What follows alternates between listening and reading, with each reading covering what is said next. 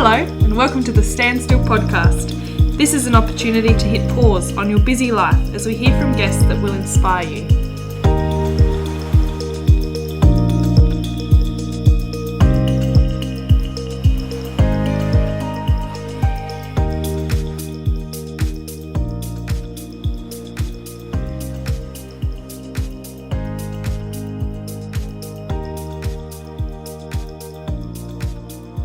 Hey Josh. Hey EJ. And welcome to our second episode of the Standstill Podcast. I'm surprised we've made it to the second episode. It's great to be back together and talking about some good topics. We've got Andy Arnold lined up today, so we'll have some good conversations with him. Yep, and it's all around the idea of developing faith. So I know, well, I'm personally looking forward to getting into some good conversations about, how we can, or the importance of our personal faith and, how we can develop it and how we can rely on each other. So, yeah, I think it should be a really positive and encouraging conversation. Alrighty, well, we'll flow straight into this. We won't talk too much because we've got Andy Arnold here with us now, so we'll just jump straight into it. Awesome.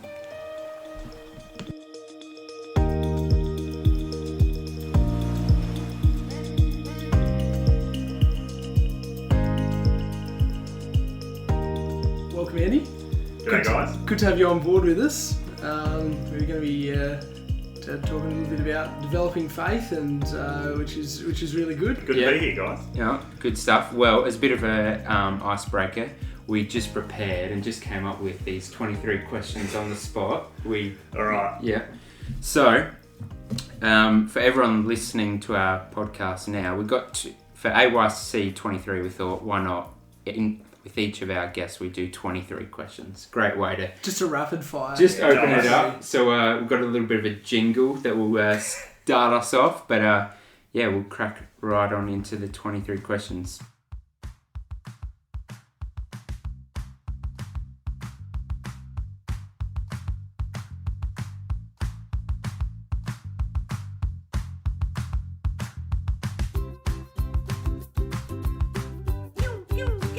Rapid fire questions heading your way. 23 questions coming today.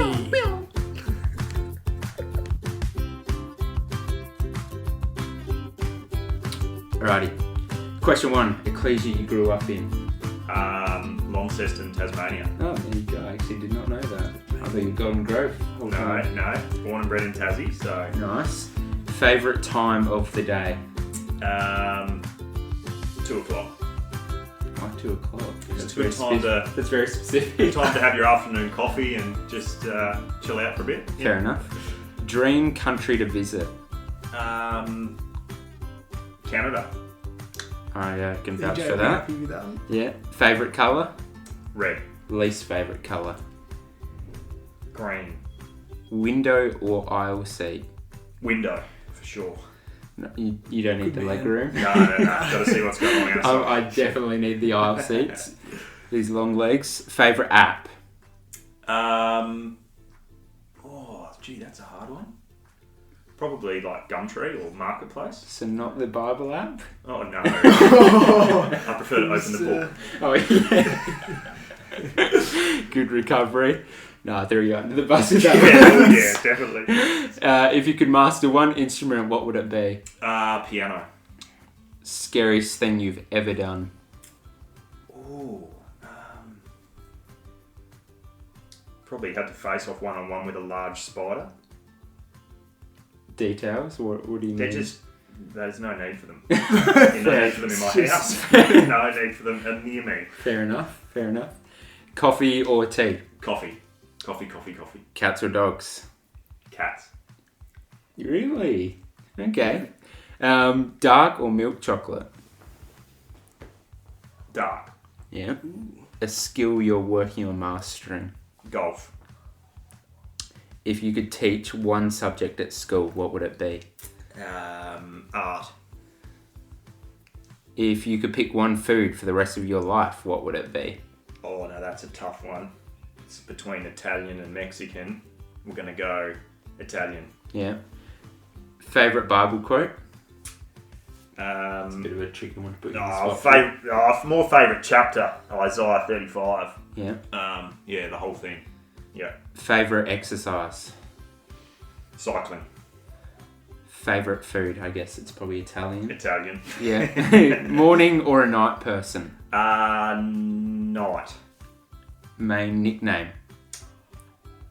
Andy or Ando, I suppose. Hidden talent?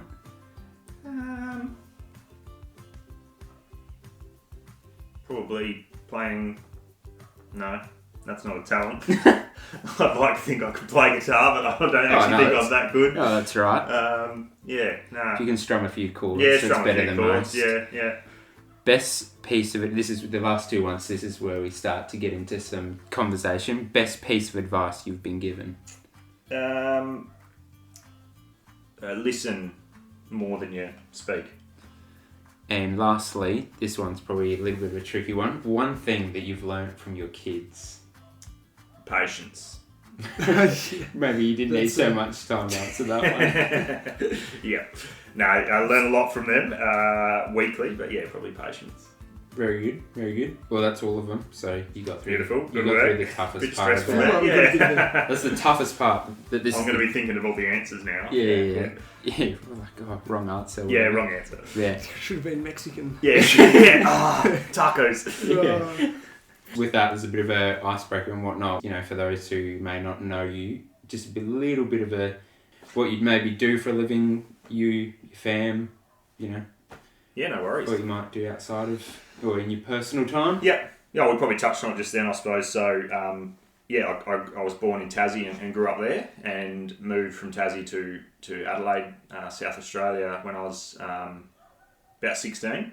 So I think this year marks me being longer in SA than I actually was in Tassie for. Big moment. Yeah, so we've been here ever since. So I did year 11 and 12 at Heritage College here in Adelaide. And met Mel, my wife, here in Adelaide, and we got married, and we've got 4 children. So Madison, Owen, Lewis, and Elka.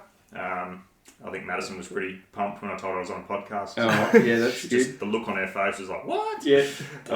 Dad's a popular star. Yeah, I didn't tell her it was for youth conference. She thinks I'm meeting with Hamish and Andy or something. Hey, we had, just throw it out there, we had close to 160 listens for the last episode. For the first one, that's pretty good. Alright, I'll try to get you a couple more thousand. But we'll see what happens. So. Hey, we've got the Andy part, we just need the Hamish Yeah, part. that's it. So, so we live, I just drove here to your house and 20 minutes away. And, I work in the construction industry here in Adelaide. And, that's outside of work and the meeting, like playing sport. Like I said, having a bit of golf with the friends at the moment and cycling. Reading and arty kind of things too, listening to music and that stuff. So, and obviously doing stuff with the kids and teaching them about life and learning from them as well. Being a father. So. Oh, nice.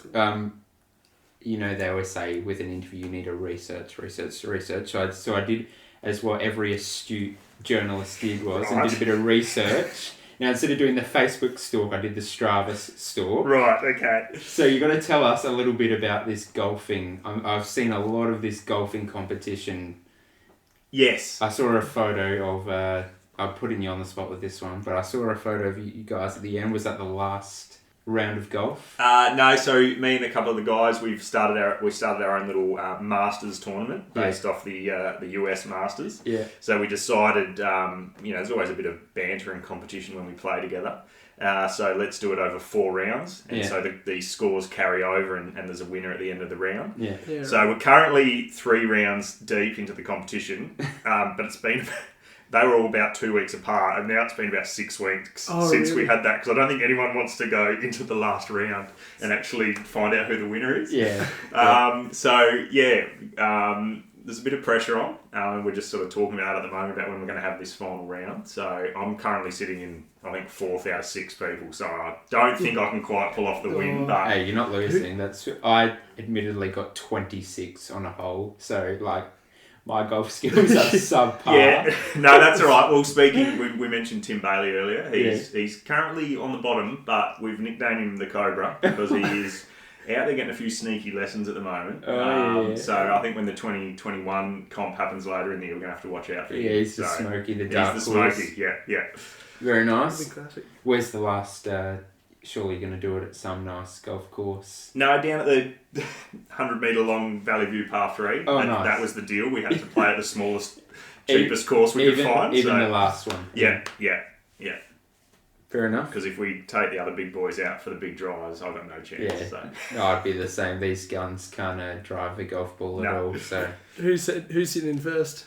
Tim McGeorge, oh, yeah. I believe, Yes. followed closely by Jesse Bruce, hot on his toes. I can imagine. I've gone out with Jesse and he's absolutely smoked me. Yeah. So Yeah. I'm no chance when it comes to the golf. Yeah, I'm not much of a golfer myself, but You learn a lot of patience from that as well. Yeah, kids and golf. Yeah. Righty, well, it's probably enough of the joking around and whatnot, but for conference, it's, and I don't know if you know or I told you, but it's about the Exodus, particularly chapters 1 to 14, and I think you mentioned you listened to the first episode, which is well done. Thanks for being part of those. That's all right, 60 listens, but we're talking about the whole idea of why we're doing Stand Still, and it came from that chapter of like standing still and seeing the salvation of God, and I guess that's what sort of sparked the reason why we chose it to be called the Stand Still podcast. and sort of standing still, like listening to the podcast, or standing still, thinking about God in your life. So Sort of talked about that a little bit, but I think then talking is a little bit of like Josh and I about what some of the things that we want to talk about in future episodes. One of the things we were talking about and mentioned was like the whole idea of developing faith. Yeah. And then your name got thrown up as a good person that might provide a bit of insight and a bit of idea on tools for life, I guess, in developing faith, and we've been looking forward to it. which is actually a classic, because coming here in the car, I thought, I'll listen to a talk on faith. I was going through and I was having a look through a few different podcasts, and I came along one and I was like, Andy Arnold. You might not know, there's actually a podcast that you were on, but it's a talk that you did at, that explains a bit more. At Burnside on hope. Actually a lot of the themes tied in quite well, which Nice, okay. well, I mean, you've got that quote about there's these three abide: faith, hope, and love, and the greatest of these is love. And I guess that whole idea of hope tied in, that verse is fantastic, and probably now thinking about favourite verse, that would probably be up there when you hit me with that question before. Revise that one. But that explains why a few people have said, oh, nice talk, and I'm like, where did you hear that? So that explains what's going on. Right. Okay, You right. can blame me for that one. Yeah, I think I recorded that. We're actually just going around spreading it around. Cool. So, Look, that's one of the awesome things that's come out of, I think we all know the last year with COVID and everything, is technology, and how we've all been able to tune into other ecclesias and talks and podcasts, and everything's getting shared, and that's a real positive of technology. It gets harped on a lot, and everyone sort of talks about the negatives of technology, but I think these are the positives that we can work with. So totally put a bit of a, not necessarily a positive spin, but there's plenty of good ways that we can, and that's why we're doing this whole podcast. Yeah, exactly. Different forum, start conversations just on your way to work or whatnot, just a little thinky thing for the day. Sometimes that's all you need, just to, everyone has their own little challenges at work and whatnot, just to be able to, I find for me personally, and we're talking about it actually just in, trying to find quiet moments in your day, it's just being able to pull yourself out of your current situation, thinking that, outside of what my current world is, I've got a global family that sort of goes all around the world, and while it's an issue, whatever I'm facing at work or, uni, whatever, I've got a greater purpose, which I guess is like the whole point of tying into sort of the idea of faith. Like, that's one of the big reasons why we have a faith, is because it sort of gives us a purpose and gives us a hope, essentially, that's why I sort of like the whole idea. And it's really good. I've found, like, listening to a few other podcasts, I know there's a guy, I think in just either America or Canada now, that does one called Pause to Consider, and he does like a short little meditation. Awesome. Have you listened to that one? No, I haven't heard that one. No. It's really good, and he has a certain thought he'll do. But it's kind of cool, when you get that picture of having people from all around the world that sort of share that same faith, which is actually really good, and it's really encouraging. Yeah, So Josh and I come up with a bit of a few notes on what we want to talk about. Yeah, and yeah, whatnot. as we've chatted about during the week. Yeah, I know you brought some up, but it's all good and well to talk about faith and whatnot, but just from what you've come throughout, your personal experiences in life, why have you found like it's important to develop your own personal faith in your life? Well, I think, you touched on perfectly just before was that verse of 1 Corinthians 13, verse 13. So these three things remain: faith, hope, and love, but the greatest of these is love.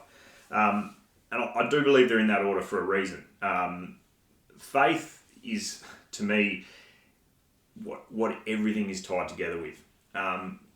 Like obviously being believers for us, and we have the Bible, and we have our belief in God, and faith the word can be thrown around, the subject can be thrown around. And I think sometimes it can just be overlooked as, Abraham had faith, and all these people acted in acts of faith. But without faith, you kind of can't lead into the hope, and you can't lead into the love.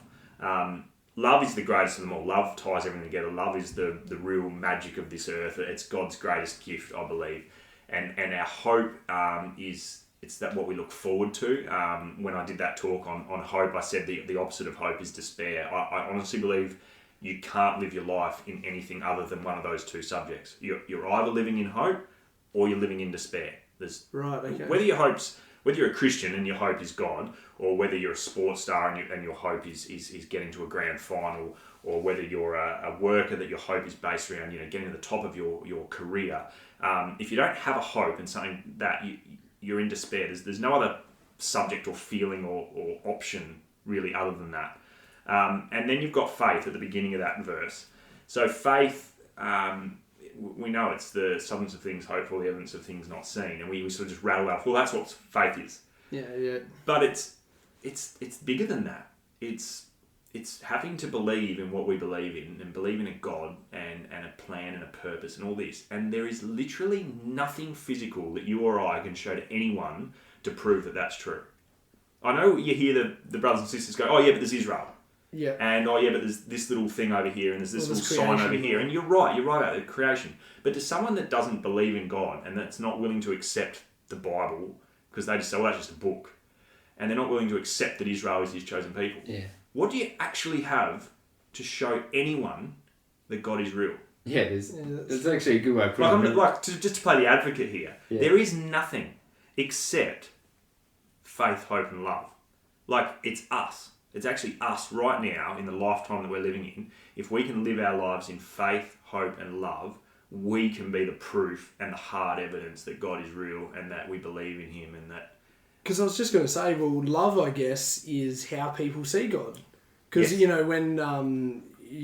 When we act like Christ towards others, that's how people see Jesus. I mean, like even Paul talks about being Christ to the Gentiles, because that's how, they were, if you've sort of seen the way that I act, that's... Yeah, it's manifesting God and Jesus in our lives. It's being a mirror of them in the way we act and the things we do. I guess is probably the way that you can see that if someone has faith, that's the hard evidence, I guess, of something that's not seen. Because even when I found it really interesting reading through, the Protesters or Brethren in Christ, like those books of which were written about different stories of people in 1500s, 1600s that, well, as far as Brother Alan Eyre sort of went through all these libraries and tried to find evidence of different people that believe the same as we do. And it's absolutely fascinating that some of these people, what they did to hold on to their faith at whatever cost. They were put under extreme persecution in some situations, and it's actually really fascinating to read through some of those stories. They're talked about and they're written about, and those stories are there obviously because of their faith and the way they acted and the way they lived their life. Yeah. No one's going to know that you believe in God or you're a Christian or a Christadelphian if you're not acting it and showing it in how you live your life. You can hide it away very easily. Yeah. If you don't want anyone to know, yeah. And act in a totally different way when you're out in public. So it's about living our life in faith, building that hope, and then that love is what just ties it all together. Yeah. And it almost actually, just like listening to you say that, just think about going through Hebrews 11. I mean, correct me if I'm wrong, but it's all, all the examples of it is actually in the way that they acted. And it actually instills action, like a call to respond. You can't just have this faith and this belief and sort of sit on it and do nothing about it. Like it sort of drove them to action. Yeah, it was action and doing something. Abraham going to sacrifice his son, lifting up that knife with the full intention of sacrificing his son. Yeah. There was nothing other than being told to do it and to act on it, to have faith that scenario was going to change at all. And then Rahab, having to act in faith. She'd heard stories of this Israel, the people coming through the land. She hadn't seen them. She hadn't been with them. It was just stories that would have filtered through of them. And she had to act on that faith with nothing to back it up. It's not like she'd been going to classes and reading books and gone, right, yeah, all this evidence here proves that my decision is going to be the best decision I'm ever going to make. Yeah. And then Peter getting out of a boat in a storm to walk to Jesus. There was nothing there that to us now sitting here would make us think, where is the logic in that? And the proof that if he steps out of that boat, he's not going to just sink into the water. Yeah. They were acts of faith. Yeah. Built with no evidence to back it up. And I guess that's how it's different from, like it's all good and, we believe things and, that's a part of who we are. We have certain beliefs, but I guess faith sort of takes it to that next level. Like that, I guess, is almost the difference, because you can believe that the sun's going to get up in the morning, and it is, but, it doesn't change the way you act. It doesn't change the way you do anything, really. Yeah, well, all those beliefs, I guess, are a little... You kind of do have something to go off. We are actually seeing that sun come up, and we've seen it come up our whole life. Based on your experiences. Yeah, it's experiences, and, it's like, I've got faith in my car. Well, no, you don't. You believe that your car's going to get you to work the next day and not break down because it has. Like, faith is this whole thing of doing it without any of having seen it before, without it's the evidence of things not seen. So it's that belief and acting on it and really actually, like, in your soul going, I have faith in this and in God and in Jesus and his plan. Yeah, and I don't know what your thoughts are on it, but when I sort of think about faith and hope, I sometimes feel like faith almost takes it to the next level than what hope does, because, in your day-to-day life, you can hope something happens, or you can, hope, you're going to get that car that you want, or you hope you're going to win the lottery. But then it's sort of like, with faith, it's like, no, I have faith that, I probably don't have faith that I'm going to win the lottery, but I've got faith that, Christ will return. Like, it's a sure thing. Yeah, it is. You've got I've seen it written and I've listened to many talks about how you've got your worldly faith and you've got your worldly hope. Your everyday faith, your everyday hope, your everyday love.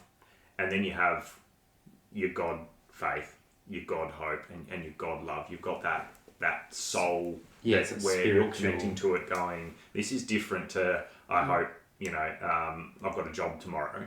It's different to that. It's a Bible-based belief system. And I think you mentioned that in the talk on that the podcast is about how it's a sure hope, like it's a certain hope. It's different to like, I really hope this is going to happen. It's a hope that you're sure of, and that it's something to anchor on. That anchoring of the soul. It's that backing it up and actually investing in it and making it the center of your life and what you're going to base everything around. Yeah, and it sort of probably makes your hope different for, like you said, your hope for the kingdom different from your hope you're going to win whatever it might be in a worldly sense, because it's backed off of you, and it's founded from your faith. So it's actually had to build. It's actually got some sure foundations. That foundation essentially is God, and that's why you have that faith. When I was having a little bit of a look at the idea of faith, it's actually really cool to see that it means like a support. Or in the Old Testament, is actually the word is to hold in the arms as a child. And if you sort of think about that picture, even like who's doing the work? Well, it's the person holding or providing support. But usually we think of sort of faith as that's something that we have or that we do. But it's actually something that God does. He's the one that's supporting. Yeah, and I think you touched on it also there where you said that word foundation, and you mentioned that in your notes when we were chatting about this catch-up. Having having a personal or having a foundation to live your life by. So what I do for work is I sell steel that goes into concrete slabs for houses and buildings and sheds and all that kind of thing. So obviously I work with foundations. It's really interesting, as boring as it can look, seeing this slab of concrete. I guess that's the thing. You look at this slab of concrete before a house gets built on it, and you don't really give it another thought. It's nothing to look at. You're never going to see it again when it's covered in a house and carpet and tiles. But the engineering that goes into those foundations are amazing. There's all these pages and pages of this engineering report, and they tell you what size steel to put it in, how much strength you need to put in the concrete, and how deep those footings need to go into the soil for you to build the house or the building or the tower that you need to. And I think you can learn so much from that in a spiritual sense. You know, who's our engineer? Well, it's God. God's engineered everything. He's engineered this universe, but he's engineered his plan and his purpose and our lives that we have. And he's given us faith, hope and love. And we need to build on that. We need to use faith as our foundation. And if we continually work on it, and we use God and his lessons, and we use Jesus, and we use all these awesome tools we've been given, we can build that foundation, and we can engineer it using his plan, and we can make sure that that's rock solid when things get tough, when things get shaky, you know. And it's that parable of the man that built the house on the sand and the man that built it on the rocks. The rocks house is the one that stayed there when the rains came and the storm came, and that's our foundation. Funnily enough, I actually did my first ever youth group talk on the building, the parable of the builders. And you sort of think about it, and it's actually quite, you're just saying it's a basic Sunday school lesson, and it's actually a lot that's the case with a lot of sort of Sunday school lessons, and then you sort of do some study on it, and you're like, oh wow, there's actually probably a little bit more in it than I first thought. But one of the things that actually hit me was things around the foundation, because when if you were actually in the scene and you looked at those two houses on the outside, both of them would have looked the same. And sort of like you said in your job, once everything's been, it's been tiled or carpeted or whatever, you never actually see it. And so from a sort of exterior view, it looks exactly the same, but it's actually very sort of personal, and not until you sort of, the difference shows when the trials came. Yeah, and you don't know until an earthquake comes whether that slab's been put down properly and engineered properly, exactly. or whether cracks are going to start to appear. And I remember even John Lawson, actually, he was doing a Bible class for us online, and he was just at his home with his laptop, and he's like, come and have a look at this, and he took us outside to his deck, and he said, we made this deck, and he said, you would not believe how much time we spent doing all the underside of it all.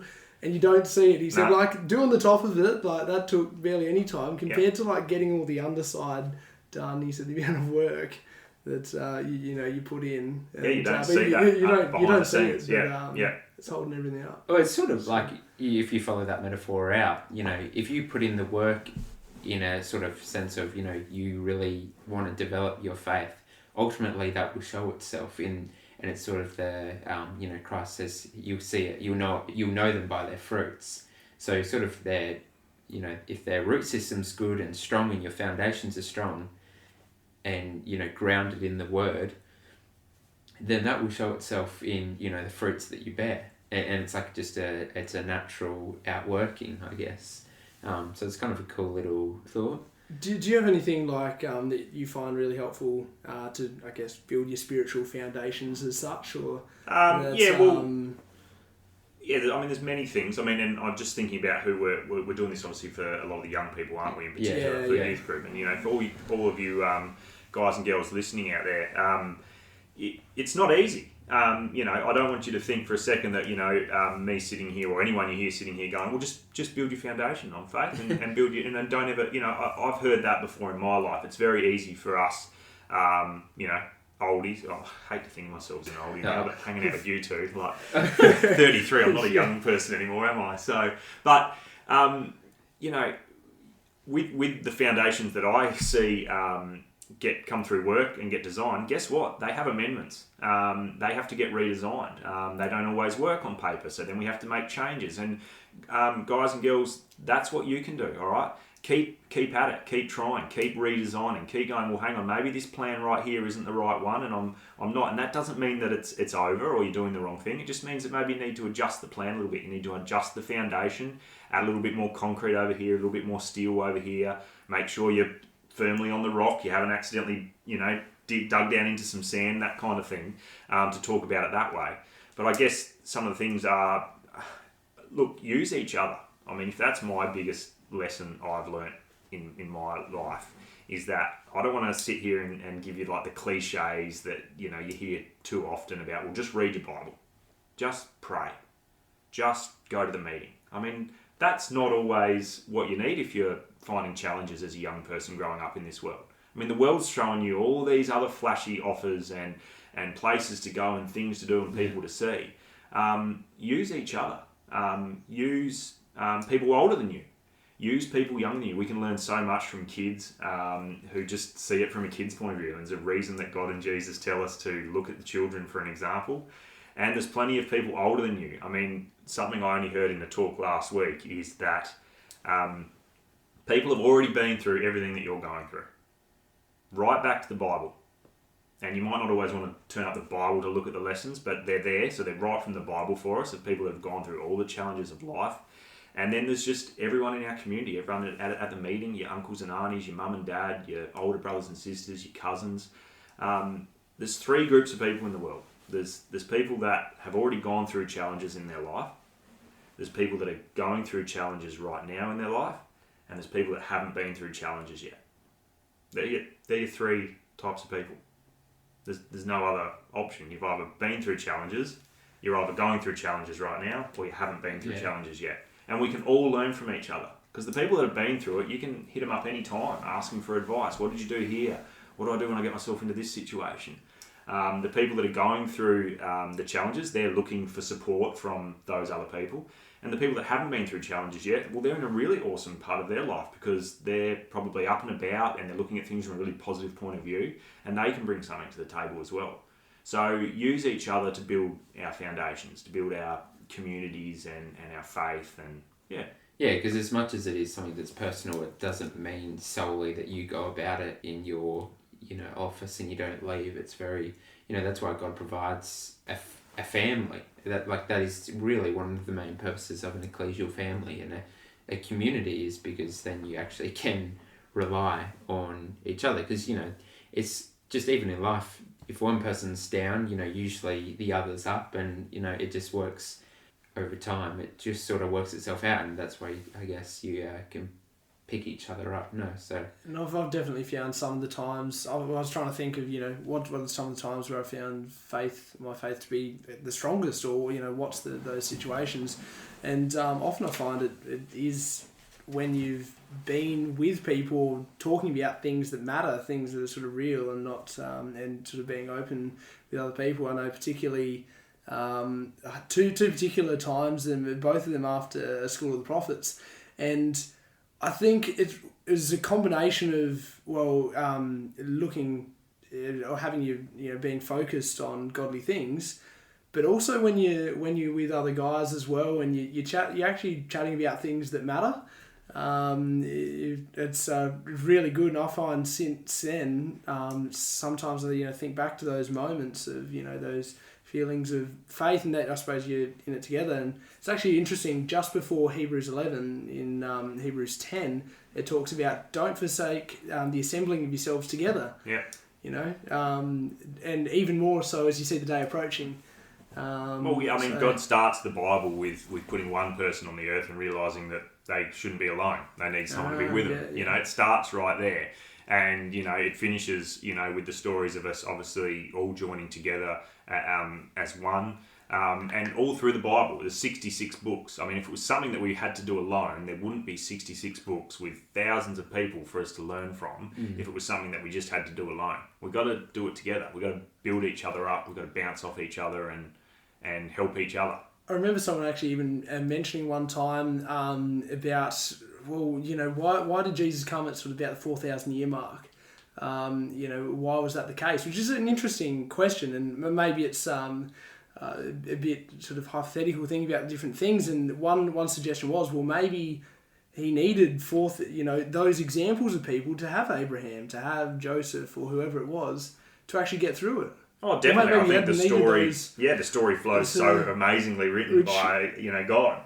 That absolutely, yeah. Which I think would be like this amazing thing to sort of think about, because I guess that makes it a bit more real almost. That wow, we probably if Christ needed those examples to look to, how much more do we need it ourselves?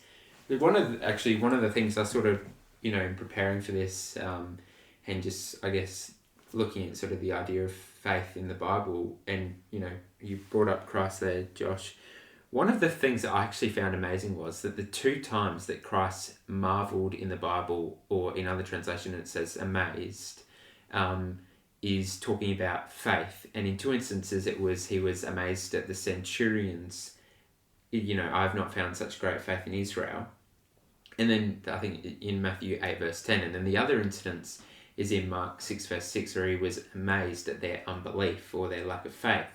And, what I found kind of cool with that is that, we can actually amaze Christ with our faith. Like, I've never really thought of it, as something that, and it's true that we are only doing our service, but even in just having a simple faith, he can be amazed at, well done. Your faith was like, he can marvel at Absolutely. it. I mean, I wrote a couple of just little jotted notes on faith, and the number 2 note is Jesus notices our level of faith. Yeah, but I mean, obviously on the flip side, he will notice if there isn't that. So I guess there's that warning. But I just found that and it's sort of what I would sort of want to take away for my next few days is, as I'm going through my daily life, is that like Jesus Christ can actually be amazed at my faith if I, put in, the work into developing it. I just thought that was a really cool thought, and I've never really thought about it like that. No, it is. I mean, Uncle Dave Hill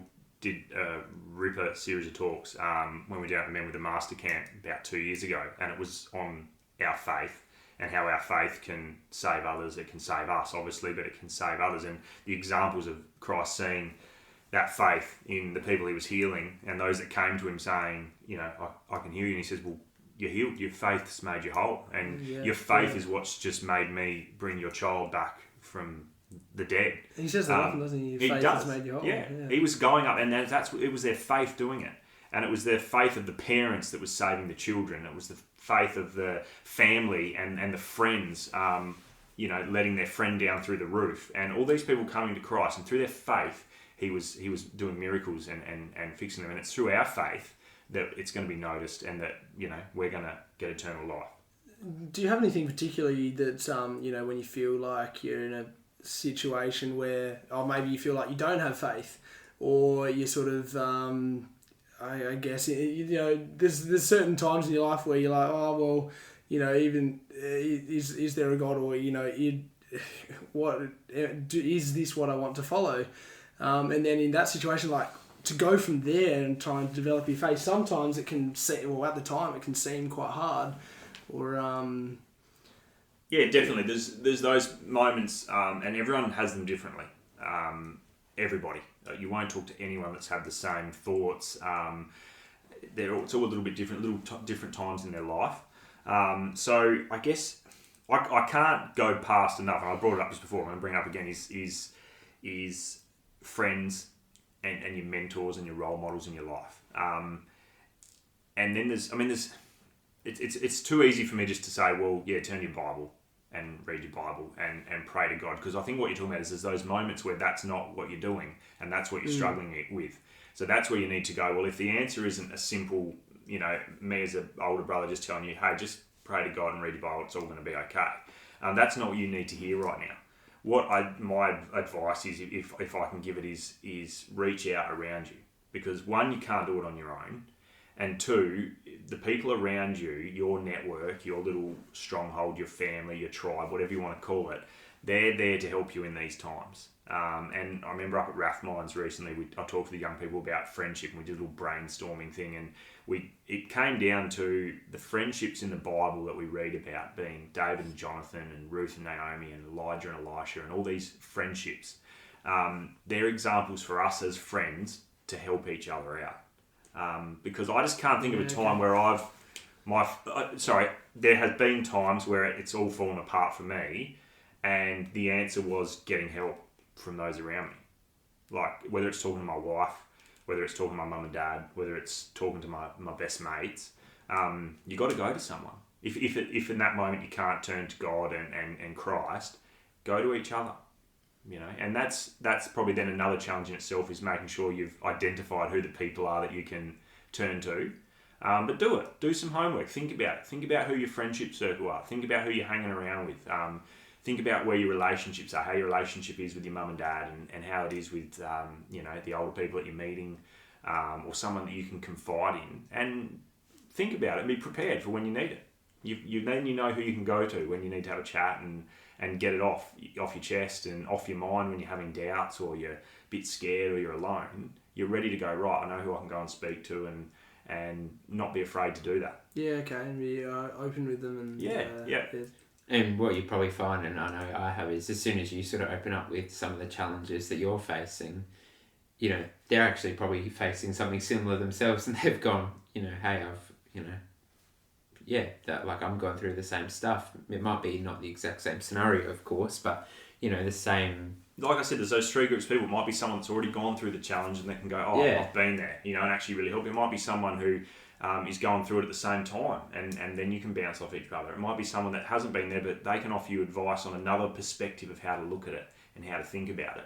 And I draw on that subject from, something I'm passionate about is mental health, and especially in young people. I love chatting to all you young people and seeing everyone at the youth groups and at Heritage and at Suburban and that kind of thing. And look out for each other, check in on each other, ask each other if you're okay. And that ties into our spiritual life. Just keep an eye on each other, chat to each other. God's there for us, and Jesus, they're always there for us to pray to and to turn on. But when you need to chat to someone, turn to each other and use your youth group and use your friends at the meeting and at school and that kind of thing. Yeah, no, I completely, can agree with what you're saying. Like, it can be quite powerful when you're, it's sort of the idea of, you doing something by yourself, or, the product of two people doing something individually can be less than the product of you working together. Now, you're not necessarily trying to achieve a project, but what you can do and what you can overcome with the help of others can be so much greater than what you can achieve in silos. So I synergy. Synergy. That's the word. That's it. Yeah, it's quite, and it can be quite powerful in that respect. One of the things that I was thinking about as well in preparing for this is, it's sort of the idea of, Hebrews 11 verse 6. How do you, it's that famous quote that by pleasing God, having faith that we can please God. But, sometimes I feel like, God's done so many amazing things for me, and, there's no real way that I can really show that back, and what I do, I feel like it's kind of pathetic, and, I don't know, not that it puts me down about it or anything like that, but you can be put down by the fact that, you're not, everything that you are is just flesh, and that's it. Yeah, and you can, exactly, and you can do a number of things. You can overthink it too much sometimes, or you can do a kind of, I like what you've done here with the podcast, you can stop. Yeah. You can stand still. You can, sometimes what God's told us in all these stories of the Bible is, it's not always the big extravagant acts and the extravagant people. It's none of that. Look at all the people he's used through the Bible. He's used kings, and he's used these huge personalities, but he's used just the absolute humblest, quietest people as well. He's fought battles with, plagues and opened the earth up, and then he's got stories of just the still small voice, and he's got a burning bush, and he uses everything on the spectrum from extravagant to just tiny. And I think that's what you got to think is, maybe what we need to do is just stop sometimes and just show God that we're here and let him in. Be willing to let him in, let Jesus into our hearts, let God into our hearts, and to be changed and to be obedient. I guess that's like having faith like a mustard seed almost. Exactly. You just start out with something small, but then it sort of and it grows.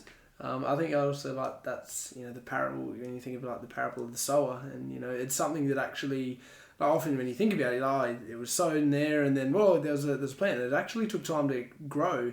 And I remember when I did a talk on trees in the Bible, and having a look at that, it was fascinating because you can see that one of the things that jumped out for me quite a bit is God isn't interested in whether you're some massive tree or whether you're like a little plant. He's interested in how much you're growing, which is... and what you're bearing, your fruit you're bearing, what you touched on earlier. And Yeah, definitely. And that's something that, with your faith, is if you're growing in that, and it only has to start out small. God doesn't care if you're, just that little seed that's just sprouting.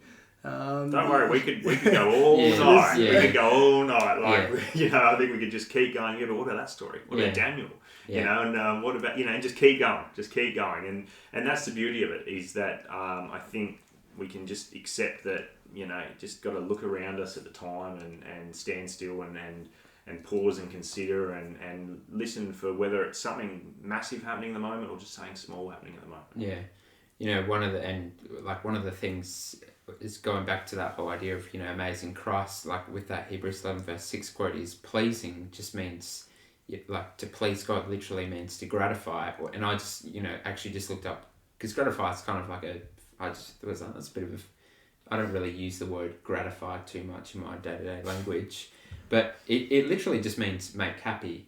And you're like, if having a simple faith just makes God happy, and like it's like a father and a son seeing that, like, just his word instill action in his son, and his daughters, just makes him happy. And I guess really cool, probably as a dad, that's probably something you say something to them and then they do it, and you're like, they're obedient. Like, it's awesome, and probably absolutely an amazing spiritual thing is to have kids. Like, it's you for me, I grow up, you hear the stories of God as a father, and you read about father, and I have my dad, and it's not until you become a father that just all those lessons and everything just takes on a whole nother meaning, and your eyes are just opened, and you kind of go, oh gee, I was a bit of a brat at that stage to my dad, and then you go, gee, I was a bit of a brat to my father in heaven with the way I acted there. And it's the same story all the way down. It's the father setting the example, and how us as children react, and what we do. So I love the whole idea of sort of faith, or the fact that it really means you can see the things that are invisible with it. I mean, that's probably a whole nother the whole subject's something that we could just go in and that's what I mean. I think faith, some people have studied it amazingly, and I hear talks and I just go, wow, like they're just touching another whole section of the subject of faith, and then we chat about it like this, and it's great, we're just bouncing little ideas off each other, but faith is just, I think it's bigger and more powerful and more amazing than we actually sometimes realise. It really is.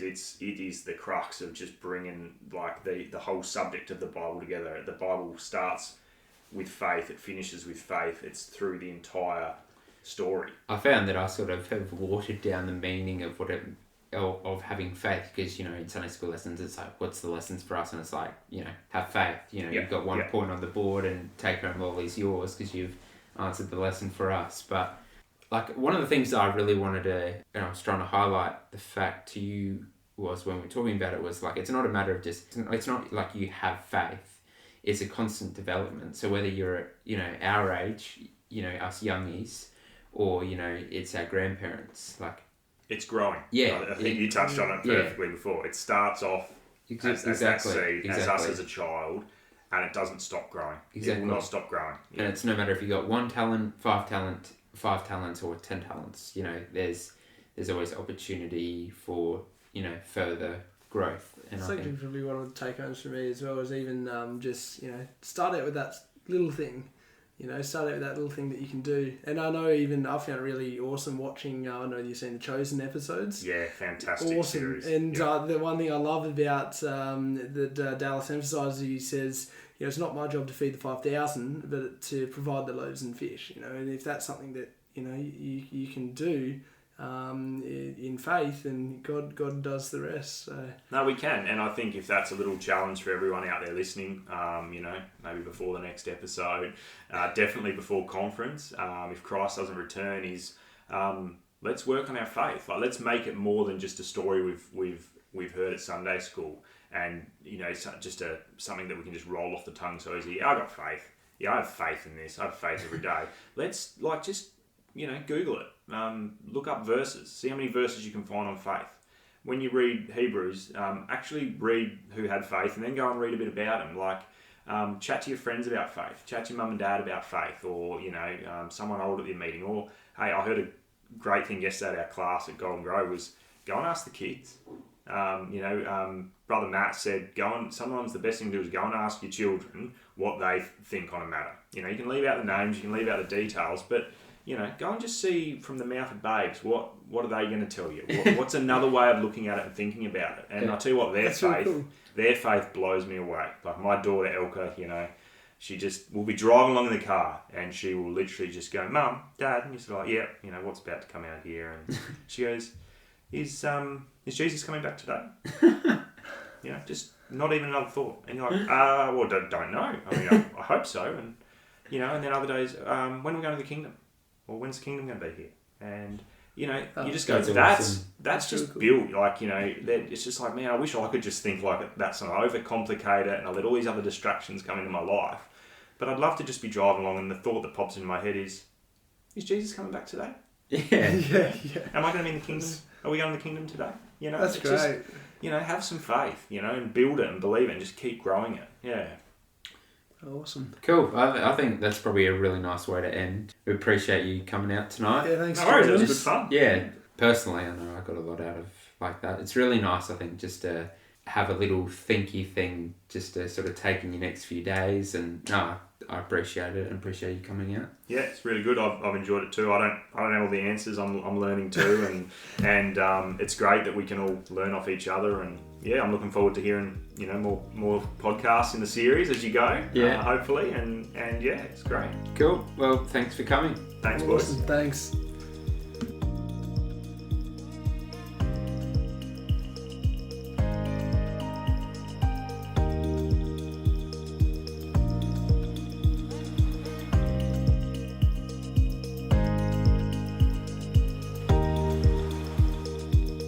Well, thanks for joining us for another Stand Still podcast. Thanks, guys. Hope you guys enjoyed that discussion with Andy Arnold. Make sure you keep up some of the suggestions or things that we've talked about and developing your faith. Yeah, that's it. And try and put it into your personal life. That's, I guess, why we do it all. And just on the horizon, keep your eyes peeled for some potential merch that we've got. Potential merch? We have really cool merch on the horizon, so you want to stay tuned for that one. Yeah, you certainly do. I was just making a potential, adding an element of mystery, but no, we've got something happening in the background, so it potentially helps with not making you get cold feet about our podcast. That's all I'll say. Just a little teaser for everyone out there, but no, we should have something. Something that'll help you stand still. Yeah, exactly right. Thanks, guys, and thanks for listening to another episode of the Stand Still podcast. Catches.